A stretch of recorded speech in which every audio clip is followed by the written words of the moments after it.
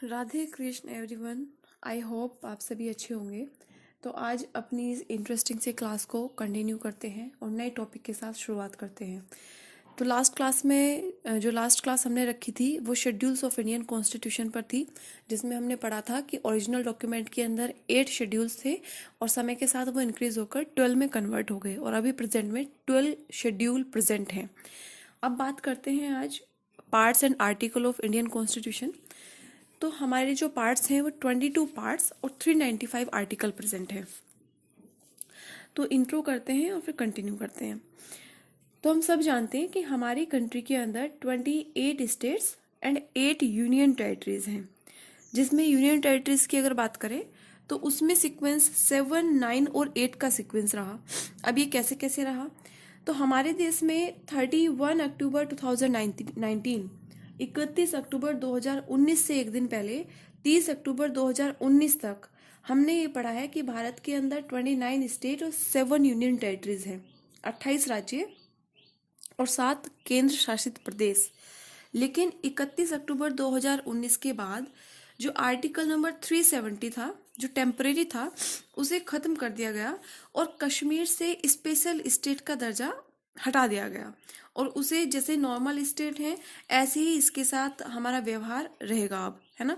तो जो special state का दर्जा था वो खत्म हो गया। तो कब हुआ ये 31 अक्टूबर 2019 की बात है। एक्चुअल में वहाँ पर जो कॉन्स्टिट्यूशन है था उस टाइम पर जब 370 आर्टिकल लागू था, तो वहाँ उनका खुद का कॉन्स्टिट्यूशन था और वहाँ राष्ट्रपति शासन भी नहीं लगता था, तो वह अपनी मर्जी से सारा काम करते थे। लेकिन 31 अक्टूबर 2019 के बाद इस स्टेट का जो स्पेशल दर्जा था वो खत्म कर दिया गया और उसे जो कश्मीर था उसे 2 यूनियन टेरिटरीज में तब्दील कर दिया गया। एक हो गया जम्मू कश्मीर वाला इलाका और दूसरा लेह लद्दाख। तो हमने पढ़ा कि जम्मू कश्मीर का जो स्पेशल स्टेट का दर्जा था वो खत्म हुआ और वो कन्वर्ट हो गया 2 यूनियन टेरिटरीज के अंदर, एक जम्मू कश्मीर में और दूसरा लेह लद्दाख में। तो 31 अक्टूबर 2019 को जो संख्या चल रही थी पहले 29 स्टेट और 7 यूनियन टेरिटरीज की, वो हमारी घटकर 28 स्टेट और 9 यूनियन टेरिटरीज में कन्वर्ट हो गई, क्योंकि 29 जो स्टेट थे उसके अंदर से जम्मू कश्मीर हटा तो 28 स्टेट हो गए और उस जम्मू कश्मीर को 2 पार्ट्स में डिवीजन कर दिया गया यूनियन टेरिटरीज में, एक जम्मू कश्मीर का और एक लेह लद्दाख वाला इलाका। तो ये 9 यूनियन टेरिटरीज हो गए। तो ये 28 स्टेट और 9 यूनियन टेरिटरीज में ये चल रहा था कुछ लंबे समय तक, ये यही काउंटिंग रही। इस दिन से ये घटकर 29 में और 9 में कन्वर्ट हो गया। अब ऐसे ही नवंबर दिसंबर में देखा गया कि 26 जनवरी को एक और बड़ा चेंज हुआ और वो चेंज जो था वो ये था कि 2 जो यूनियन टेरिटरीज थी उन्हें ऐड करके एक में तब्दील कर दिया गया। तो वो कौन कौन सी यूनियन टेरिटरीज थी? तो ये 2 छोटे छोटे पार्ट्स थे जिसमें कि एडमिनिस्ट्रेशन था। उन्होंने कहा कि भाई छोटे छोटे डिवीज़न हैं, इन्हें एक ही सिस्टम से चलाया जा सकता है, रूल कराया जा सकता है, तो दोनों पे खर्चा करने का बार बार ज़रूरत नहीं है। तो क्या करा गया कि जो दादर और Nagar Haveli and Daman and Diu, इन दोनों को ऐड कर दिया गया। तो 2 यूनियन टेरिटरीज क्या हो गए, एक साथ कंक्लूड हो गए। तो अभी प्रेजेंट में जो डाटा है वो 28 स्टेट्स और 8 यूनियन टेरिटरीज का डाटा है। तो ये इंट्रो था कि जो हमारी यूनियन टेरिटरीज का सीक्वेंस रहा 7, 9, 8 का, तो वो कैसे कैसे रहा। तो हमने पढ़ा कि पहले 29 स्टेट, क्योंकि जम्मू कश्मीर इंक्लूड था, और 7 यूनियन टेरिटरीज थी। उसके बाद जैसे ही जम्मू कश्मीर का स्पेशल जो स्टेट था उसे हटाया और उसे यूटी में कन्वर्ट करा, तो उसके 2 डिवीज़न करे गए, एक जम्मू कश्मीर का ही और एक लेह लद्दाख में। तो 28 स्टेट और 9 यूनियन टेरिटरीज हो गई और उसके बाद में 26 जनवरी को कुछ टाइम बाद ही 2 यूनियन टेरिटरीज को एक साथ मर्ज कर दिया गया, जो कि दमन एंड दीव और दादर और नागर हवेली ये जो थी, तो इन दोनों को ऐड करके एक में कन्वर्ट करा। तो अभी प्रेजेंट में 28 स्टेट और 8 यूनियन टेरिटरीज प्रेजेंट हैं। तो ये जो डाटा था, जो 7 वाला डाटा था कि 7 यूनियन टेरिटरीज हैं, वो भी लंबे समय तक और ठीक डाटा था और लंबे समय तक रहा। उसके बाद जो 9 वाला डाटा इंक्लूड किया गया 2 महीने तक रहा और उसके बाद अभी फाइनली 28 स्टेट और 8 यूनियन टेरिटरीज में कन्वर्ट हो गया। तो ये कुछ चीज़ें थी स्टेट और यूनियन टेरिटरीज से रिलेटेड। अब बात करते हैं, मैंने कहा कि पार्ट्स की बात करें तो 22 पार्ट्स हमारे कॉन्स्टिट्यूशन में प्रेजेंट हैं और 395 आर्टिकल्स मीन्स अनुच्छेद हैं। तो बात करते हैं पार्ट नंबर 1, जिसके अंदर पार्ट नंबर 1 की बात करें तो इसके अंदर आर्टिकल्स इंक्लूड हैं, article number 1, article number 2, 3 and 4। तो जो पार्ट 1 है इसके अंदर 4 आर्टिकल्स इंक्लूड हैं।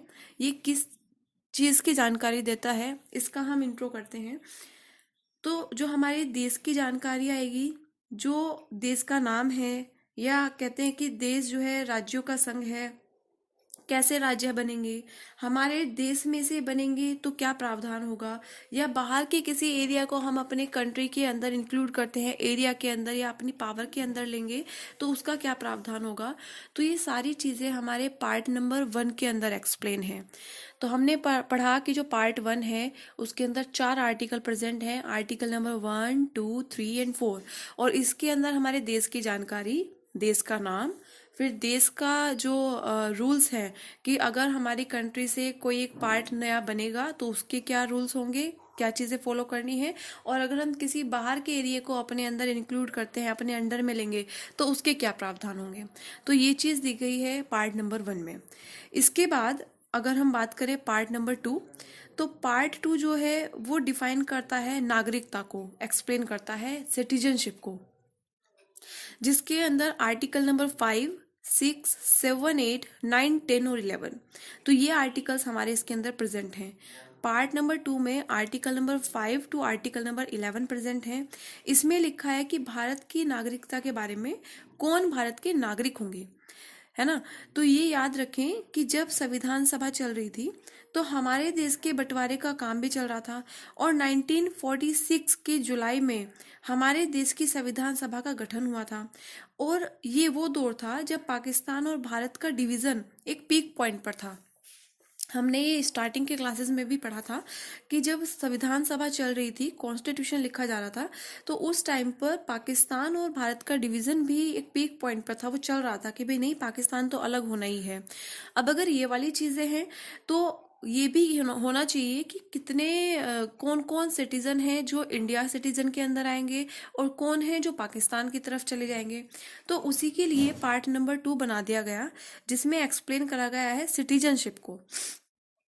तो इसके अंदर कि अब जो 1946 में संविधान सभा बनी, गठन हुआ, तो जुलाई में और दिसंबर में इसका मेन बैठक हुआ था। फर्स्ट जो हमने बैठक पढ़ी थी वो 9 दिसंबर में हमने पढ़ा था।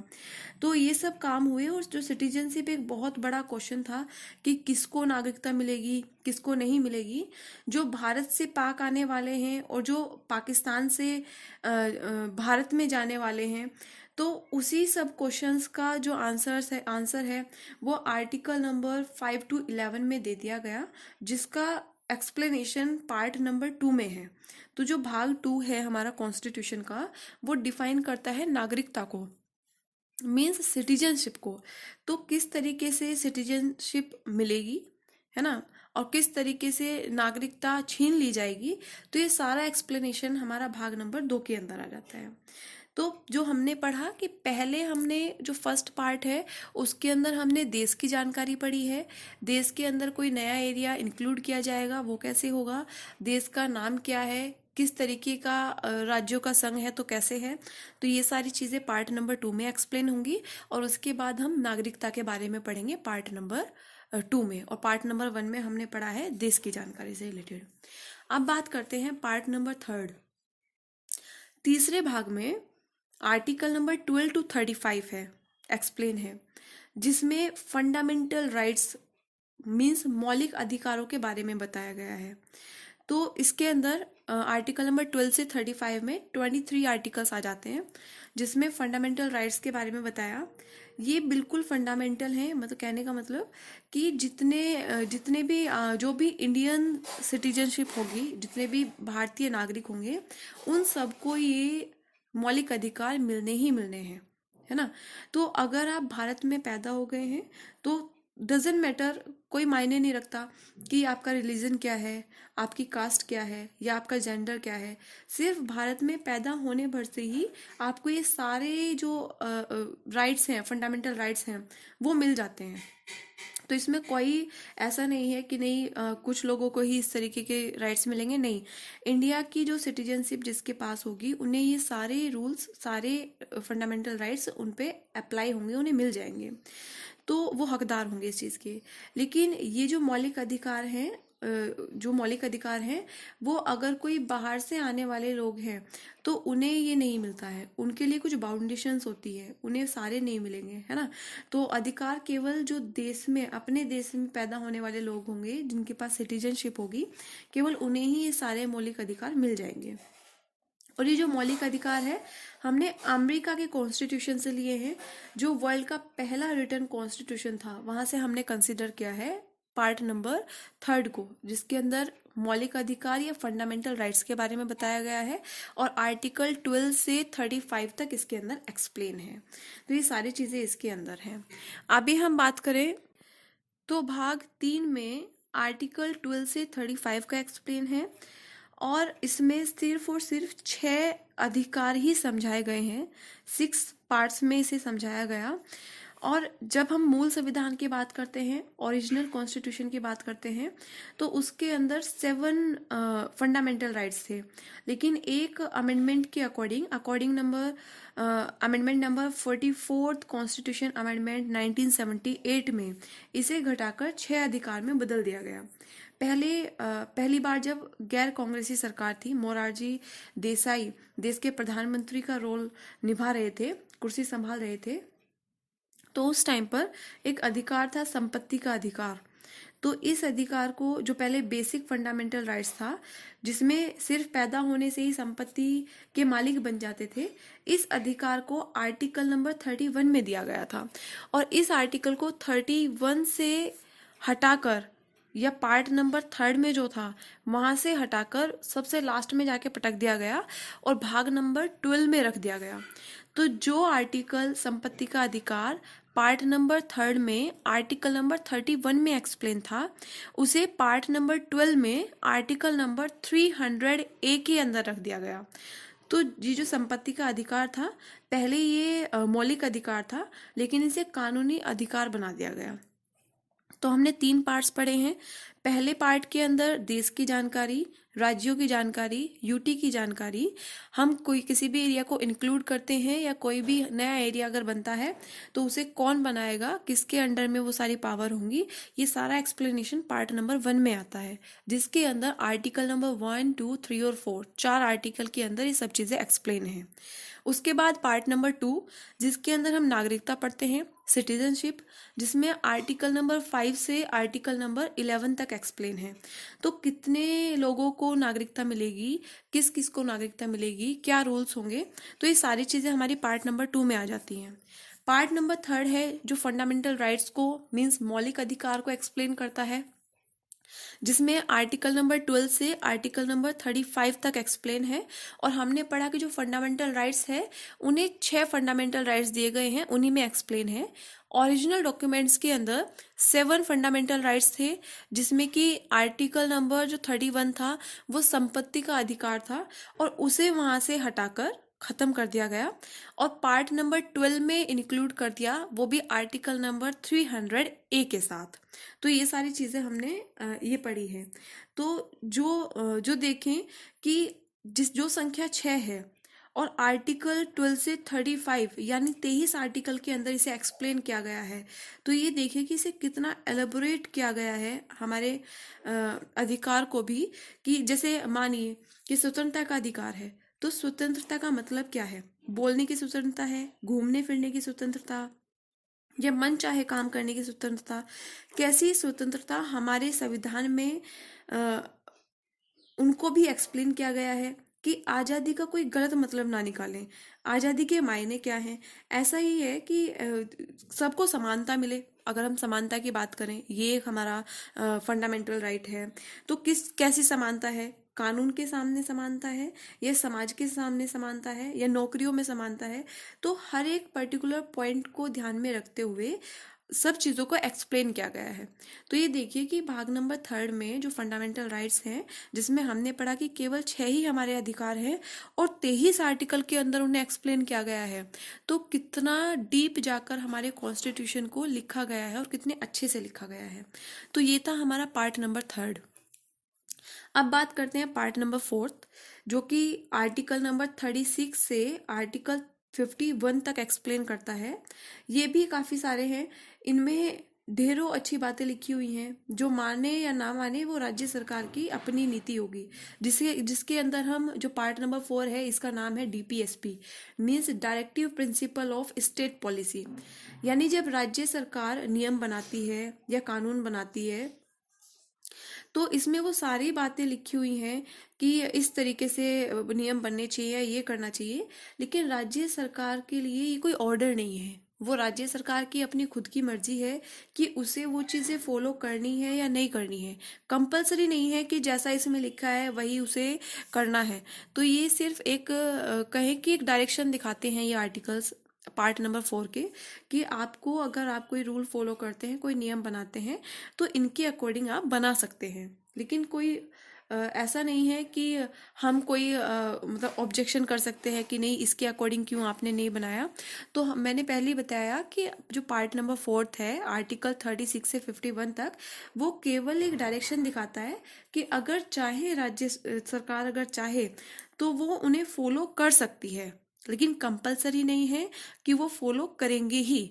तो ये चीज़ हमारी जो पार्ट नंबर 4 है उसके अंदर 36 आर्टिकल से 51 आर्टिकल तक दिया गया है। तो पार्ट नंबर 4 में या तो हम उसे डीपीएसपी या हम उसे बोलते हैं नीति निर्देशक तत्व उसके अंदर लिखे गए हैं। अब बात करते हैं पार्ट नंबर 5 की, जिसके अंदर आर्टिकल नंबर 52 से 151 तक एक्सप्लेन है। बहुत कीमती है ये, जिसके अंदर 100 आर्टिकल लिखे गए हैं। और जो पार्ट नंबर 5 है, जैसे बात करें ना, मैंने कहा कि पूरे हमारे कॉन्स्टिट्यूशन के अंदर 395 आर्टिकल हैं, लेकिन ये देखिए कि जो पार्ट नंबर 5 है वो खुद ही 100 आर्टिकल अपने अंदर रखे बैठा है। तो कितना इम्पोर्टेंट पार्ट है। तो इसके अंदर हमने पढ़ा कि 52 से 151 तक का आर्टिकल एक्सप्लेन है। तो जो पार्ट नंबर 5 है उसके अंदर 5 डिवीजन दिया गया है। फर्स्ट डिवीजन आर्टिकल 52 से 78 तक एक्सप्लेन है। Second division article 79 to 122। Third division article 123, केवल एक ही आर्टिकल प्रेजेंट है। फोर्थ डिवीजन की बात करें तो आर्टिकल नंबर 124 से 147। और फिफ्थ डिवीजन का अगर बात करें तो आर्टिकल 148 से 151 आर्टिकल। तो ये 5 डिवीजन हमारे पार्ट नंबर 5 के अंदर एक्सप्लेन है। तो अब ये अलग अलग क्यों बना दिए गए, है ना? तो क्योंकि इनका जो मेन मटेरियल है वो बहुत बहुत इंपॉर्टेंट है। इनको इसीलिए अलग अलग पार्ट में एक्सप्लेन कर दिया गया ताकि कोई भी किसी भी तरीके का कंफ्यूजन क्रिएट ना हो। तो बात करते हैं जो इसके अंदर फर्स्ट पार्ट दिया गया है। फर्स्ट पार्ट में बताया कि आर्टिकल 52 से 78 तक एक्सप्लेन है। तो इसके अंदर president of India, vice president of India और जो प्राइम मिनिस्टर हैं, ये 3 अहम हस्तियां हैं जिनका जिक्र पार्ट नंबर 5 के डिवीजन नंबर 1 में दिया गया है। तो जिसमें कि हम काउंसिल मिनिस्टर की बात अभी कर रहे हैं, हेड की बात कर रहे हैं, पीएम होते हैं। तो इनका एक्सप्लेनेशन, इनके बारे में कि इनकी एलिजिबिलिटी क्या होती है, कि अगर प्रेसिडेंट बने या पीएम बने, है ना, तो इनकी एलिजिबिलिटी क्या है। तो ये सारी चीज़ें इसमें दे दी गई और इनकी पावर्स क्या हैं, तो वो सब हमारे इसी भाग में और इस भाग के फर्स्ट डिवीज़न में बता दिया गया। तो अगर बात करें तो प्रेसिडेंट ऑफ इंडिया को आर्टिकल 52 से एक्सप्लेन किया गया है। उसके बाद वाइस प्रेसिडेंट ऑफ इंडिया को आर्टिकल 63 से एक्सप्लेन किया गया। और जो थर्ड है 74 जो हमारा आर्टिकल है उसमें प्राइम मिनिस्टर मीन्स प्रधानमंत्री को एक्सप्लेन किया गया। तो आप इजीली याद कर सकते हैं कि जो फर्स्ट डिवीजन है वो 52 आर्टिकल से 78 तक आर्टिकल है। और जितनी मेन 3 हस्तियां हैं, 3 मेन पावर है हमारी कंट्री की, उनके बारे में एक्सप्लेन किया गया है। जिसमें कि 52 आर्टिकल से शुरुआत होती है प्रेसिडेंट की, फिर आप उसमें 11 ऐड करिए तो 63 आर्टिकल से शुरुआत होती है वाइस प्रेसिडेंट की, और उसमें 11 ऐड फिर से करिए तो 74 जो आर्टिकल है वहां से शुरुआत होती है प्रधानमंत्री की। तो ये सारे उसके अंदर जो हमारा फर्स्ट डिवीजन है उसके अंदर उन्होंने दे दिया गया। एक कहने का जो मुखिया है, कि कौन है कहने के मुखिया जिन्हें हम कहते हैं, तो वो प्रेसिडेंट है हमारी कंट्री के, जिसके साइन के बिना कानून नहीं बनता। और एक देश को सच में अपने हिसाब से चलाने वाले की अगर बात करें, जिनके हाथ में सारी पावर होती है, तो वो कौन है? Prime minister. तो उन्हीं के बारे में एक्सप्लेनेशन हमारा पार्ट नंबर 5 के फर्स्ट डिवीजन में दे दिया गया। अब बात करते हैं इसके बाद सेकेंड डिवीजन की। सेकेंड डिवीजन आता है हमारा आर्टिकल नंबर 79 से 122, जिसमें संसद, लोकसभा और राज्यसभा के बारे में एक्सप्लेन है, बताया गया है। तो फर्स्ट डिवीजन में हमने सबसे मेन हस्तियां जो हैं, प्रेसिडेंट, वाइस प्रेसिडेंट और प्रधानमंत्री, उनके बारे में पढ़ा। और जो सेकेंड डिवीजन है वो संसद, लोकसभा और राज्यसभा का एक्सप्लेन इसमें दिया गया है। तो लोकसभा को आर्टिकल नंबर 81 और राज्यसभा को आर्टिकल नंबर 80 में एक्सप्लेन किया गया है, इसके बारे में यहाँ बता दिया गया। तो देश की, मतलब देश में, हमारे देश में संसद की क्या वैल्यू है और इसके मायने क्या है, फिर इनका काम क्या क्या है ना, कानून कैसे ये बनेगा या कौन बनाएगा, तो ये सारी चीज़ें एक्सप्लेन कर दी गई है। तो विधेयक जो लाए जाते हैं या बिल पर मान लो किसी तरीके का डिबेट हो जाए कि एक सभा ने उसे क्या नाम है, अप्लाई कर दिया और पास कर दिया, और जो दूसरा है वो नहीं उसे पास कर रहे हैं, है ना, क्या रूल्स होंगे। फिर हम विधेयक की बात करें तो धन विधेयक हो गया, जिस पर किसकी स्टैंप किसकी लगेगी या किसके सिग्नेचर चलते हैं। तो यानी ये सब एक्सप्लेन जो करेगा कि कानून कैसे बनते हैं, बेसिकली उसकी शुरुआत कहाँ से और उसका जो एंड फेज है वो कहाँ तक है। तो ये सारी चीज़ें हमारे पार्ट नंबर 5 का जो सेकेंड डिवीज़न है, आर्टिकल नंबर 79 से आर्टिकल नंबर 120 तक, यहाँ 122 तक, तो यहाँ इसका क्या कर दिया गया है, एक्सप्लेन करा गया है, और एक बहुत ब्रीफ एक्सप्लेन इसमें दिया गया है। तो जो पार्ट नंबर 5 है वो बहुत बहुत बहुत इंपॉर्टेंट है, जो हमारी कंट्री की जो पावर्स है, मेन पावर है, उन सबको एक्सप्लेन करता है। उसके बाद मैंने कहा कि पार्ट नंबर 5 का जो थर्ड डिवीज़न है, उसके अंदर केवल एक ही आर्टिकल आता है, आर्टिकल नंबर 123। तो अगर कभी देश में बैठक ना हो, लोकसभा और राज्यसभा की बैठक ना चल रही हो, संसद ना चल रही हो, या सेशन ना चल रहा हो, ऐसा कहें, तो बेसिकली उस कंडीशन में कानून कैसे बनेगा और उस कंडीशन में किस तरीके से हम कानून को फॉलो कराएंगे, ये सारी चीज़ें जो दी गई है, इसके बारे में जो बताया गया है। तो एक पावर है जिसे हम बोलते हैं अध्यादेश, वर्ड उसके लिए यूज़ किया जाता है। तो ये जो पावर है ये राष्ट्रपति की पावर है, राष्ट्रपति को दी गई है कि उसे फिर फॉलो कराने का जो रूल है वो राष्ट्रपति के पास है। तो ये आर्टिकल नंबर 123 पार्ट नंबर 5 के थर्ड डिवीजन में दे दिया गया। तो आर्टिकल 123 अध्यादेश का जिक्र करता है, यानी एक कानून ही है लेकिन पावर इसकी किसके पास है, इसकी पावर राष्ट्रपति के पास है। तो ये आर्टिकल नंबर 123 में एक्सप्लेन है। इसके बाद बात करते हैं नेक्स्ट डिवीज़न का। तो नेक्स्ट डिवीज़न जो डिवीज़न नंबर 4 है, इसमें आर्टिकल नंबर 124 से आर्टिकल 147 तक एक्सप्लेन है। हमारे देश के जो सबसे बड़े कोर्ट को डिफाइन किया गया है ना। तो इसका जो जिक्र है, जैसे सुप्रीम कोर्ट की हम बात कर रहे हैं, तो इसके बारे में जो जिक्र है वो हमारा पार्ट नंबर 5 के डिवीज़न नंबर 4 में दिया गया है, जो इन्होंने कह दिया कि फुल और फाइनल है। कहने का मतलब कि जितना भी सुनवाई होंगी, अगर सुप्रीम कोर्ट कोई सुनवाई कर दे तो वो एकदम फाइनल है, इसके बाद उसे बदला नहीं जा सकता। यहाँ बैठने वाले को न्यायमूर्ति कहा जाता है और जो करेंगे वो सही करेंगे। तो जो डिवीज़न नंबर 4 है, आर्टिकल नंबर 124 से 147 तक जिसमें एक्सप्लेन है, उसमें हमारी जो हाईएस्ट कोर्ट है, सुप्रीम कोर्ट, उसके बारे में एक्सप्लेनेशन है। तो ये बहुत ही इम्पोर्टेंट है। उसके बाद में हमारा लास्ट डिवीज़न आता है आर्टिकल 148 से आर्टिकल 157, जिसमें CAG, CAG means comptroller and auditor general, कहने का मतलब नियंत्रक और महालेखा परीक्षक, इसके बारे में बताया गया है। ये वो पोस्ट है जिसके पास सारे डॉक्यूमेंट्स, सारा रिकॉर्ड होता है कि सरकार ने कहाँ और किसमें और कितना खर्चा किया है।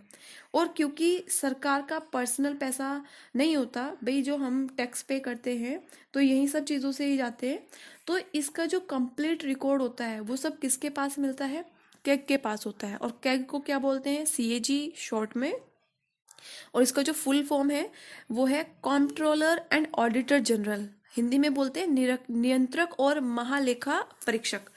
तो ये जो पार्ट नंबर 5 का लास्ट डिवीजन है, डिवीजन नंबर 5, इसके अंदर आर्टिकल 148 से आर्टिकल नंबर 151 तक इसका एक्सप्लेनेशन है।